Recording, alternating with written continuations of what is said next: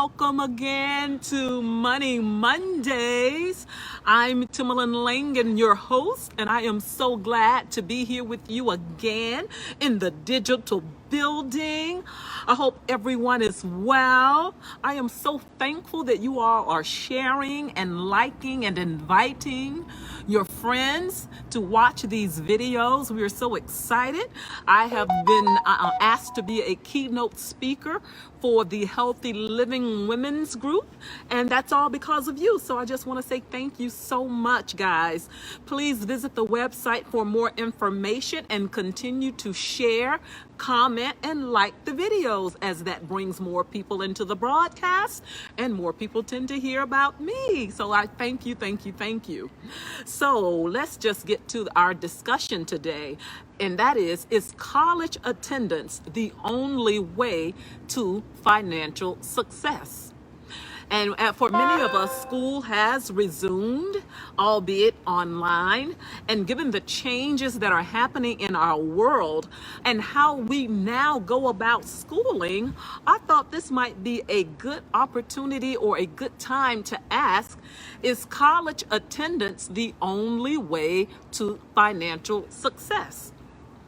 If you're like me, many of us grew up in homes where we were told, graduate from high school, go to college, get a good job, have 2.3 children, and you will live the good life. I grew up in Mississippi, where I dreamed of going to Florida A&M because they had a bad band. And then I wound up moving to UCLA and going to the school of my second choice, or just equal in choices, UCLA. And I remember even as a young person in middle school and high school, having conversations with my friends about our anticipating our future as college students and what we were going to do to be successful. However, what I don't recall are conversations around how to pay for college. And I'm just going to pull up my little notes here because I am paying attention to those as well. I want to make sure I give you everything I've got for you today. So we didn't have conversations about how to pay for college. And at that time, of course, college was even more affordable than it is today. I was talking to a millennial friend of mine who graduated from UCLA not too long ago. And when she shared with me the cost of my alma mater, I was floored, guys. So needless to say, the cost of post-secondary education has skyrocketed since I was in college, which makes paying for college and university education very expensive. And that is what's leading us to today's discussion. Is college a good investment? Is that the only way to financial success? And in an article titled, "What You Need to Know About College Tuition," U.S. News publishes the following annual cost of tuition at higher institutions of learning. And guys, I'm going to just pull this up because I just need you to see just how expensive it is. And I have lost my information. But anywho, it costs about $12,000 on average for a university education today. And if you multiply that by 4, college, just 4 years, and hopefully you finish in 4 years because a lot of people are going on sooner, you can be looking at $50,000, $60,000 easily in debt. Hi, Bridget. Thank you so much for joining us. And Bridget says, my daughter Jennifer put herself through 1 year of UCLA on her credit card. Cards were offered to the students on the campus. Oh, you know what? They did that quite a bit when I was at UCLA as well. And I tell you, I would be interested in hearing how your daughter is doing, Bridget, because I'm sure this is what we're going to talk about today. Is that the best way to pay for college? Number one, so what I want to talk about first is major in your work. And I'm going to ask my assistant here to come up and pull this up for me. But what I want to share with you is to do one thing, and we're going to get to the cost of college in a moment. But majoring in your work is such an important aspect of going to school. I remember when I was going to college, my mother worked for a very frugal guy who was, who basically, his name was Sandy, we'll call him. And when I was on my way to college, he basically said to me, major in something practical. And at that time, I didn't quite know what that meant. And given our current climate and just what Bridget is saying here, her daughter paid for that on her credit card. What he meant by that was major in something practical. What that means is something that you can actually get a job doing once you graduate, that you can actually find work in that field, in that profession. So that is the first thing that you want to consider. And right now, STEM jobs are where it's at, guys. Major in something STEM, that means science, technology, education, and mathematics. Those are the careers of the future. And so that is one of the things he said to me, major in something practical. Now, I went to college, I was an education major. And now today, when I say STEM related jobs, and of course, you know, I took the time to investigate what that actually meant and just to look at some of the jobs of the future. And that includes geoscientists, biochemists, civil engineering, and the likes are the careers of today and tomorrow. And now I want to get to my second point today, and that hits in what Bridget is saying here. She sent a request to be in my live video. Thank you, Bridget. I appreciate that. And so I want to touch on what you were saying, creative financing. That's the second most important thing to consider when you think about college attendance. What is the best financial avenue to take that either minimizes debt or requires no student loans at all?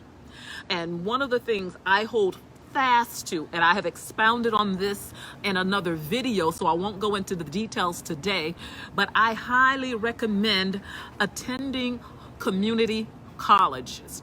Community colleges are an excellent way to take those GE requirements, those breadth requirements that you have to take no matter where you go to college. If you spend your first 2 years paying for that at a community college, you are going to save significantly. And so that is one way to minimize college debt. And you guys know that I am a Mississippi girl, and I always kind of quote my big mama, who was so instrumental in my life. And one of the things she said to me was so important then, and I love talking about big mama because she gives you those tried and true strategies that are always true, no matter how the economy changes, no matter how the world changes. The tried and true is always just that. And Big Mama would say to us, make good grades, maintain a great attitude, and mind your cues. Be mindful of what's being said about you. And sometimes we forget about that little information that they put in the cues, and that information follows you for the rest of your educational career. Hi, Dimitri, welcome to the broadcast. Welcome to the broadcast. So that's another thing. The ultimate goal is to get your college degree in a timely manner, guys. You know, it took me a little longer than 4 years to graduate, I'll be honest with you. But they say the average undergrad is staying in college 5 or 6 years. Well, you know what? That's quite costly. So my recommendation also, shoot for 4 years and stick to that, get as close to that as possible. And then think about scholarships, special grant opportunities.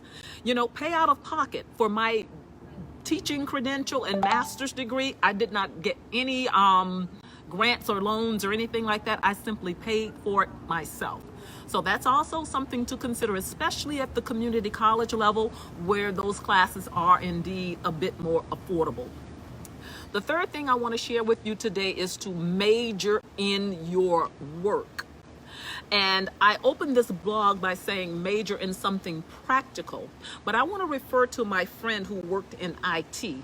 And when I say he majored in his work, as a young man, he was always building things, pulling things apart, reattaching things to see how they worked.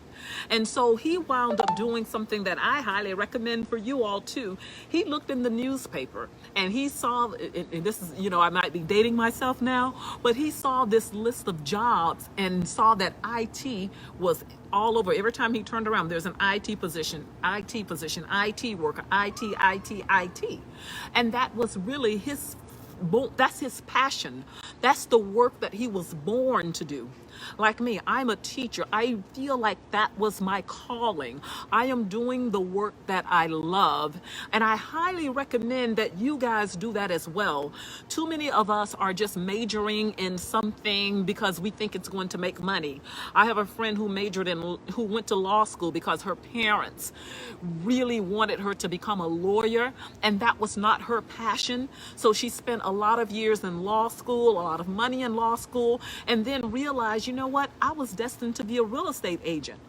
And so she invested a lot of money in college doing things that didn't quite fit her passion.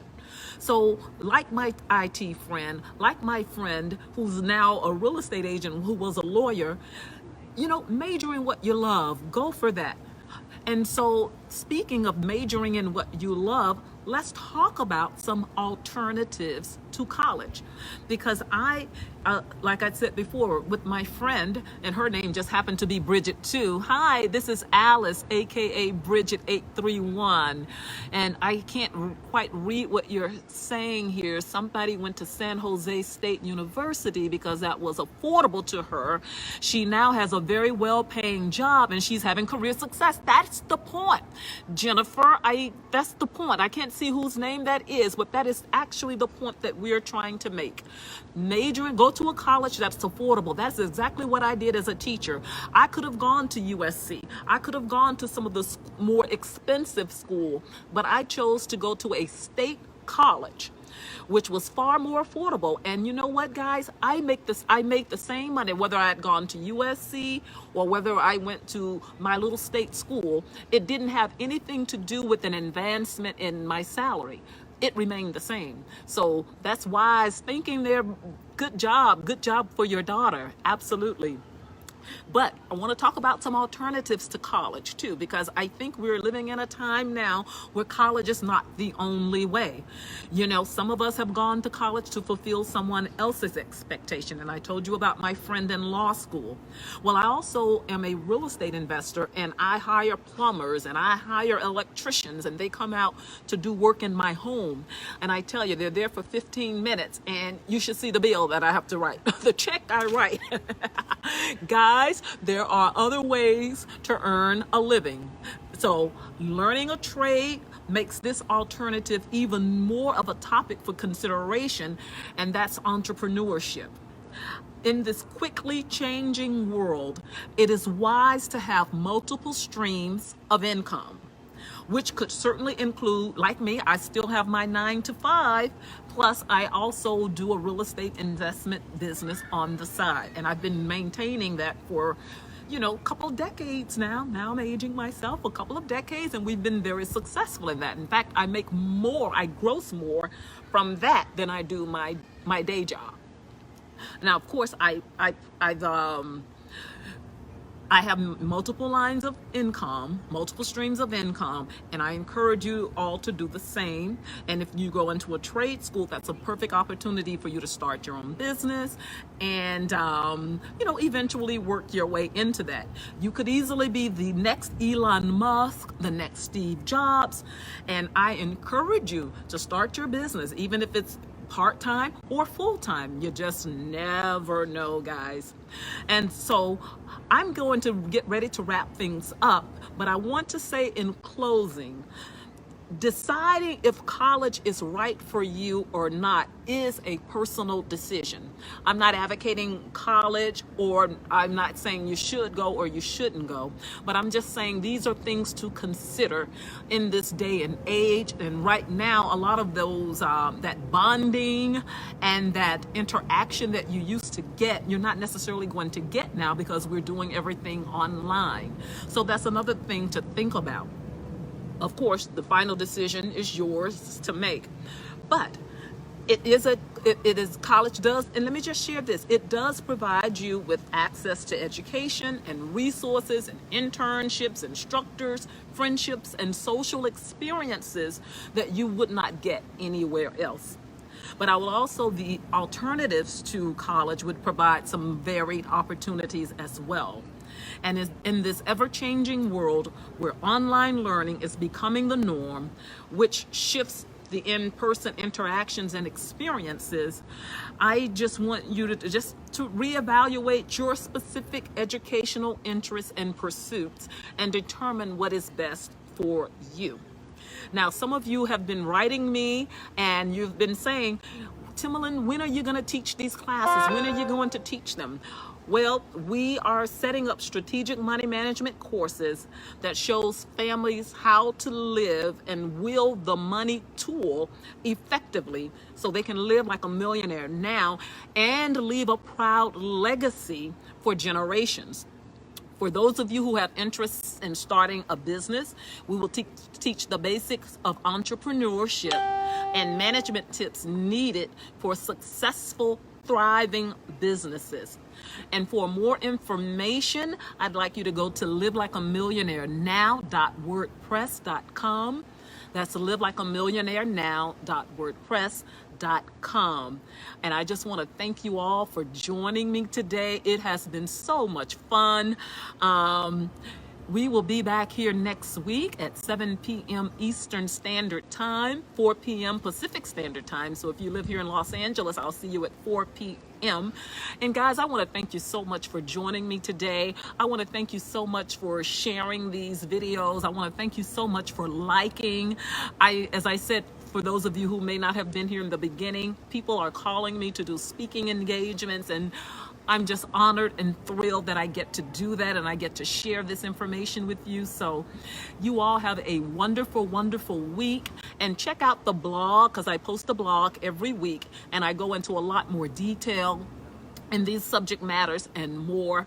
So check that out, guys. I'm trying to be computer savvy and technology savvy because, you know, I'm just a long-winded girl from Mississippi and I could go on forever.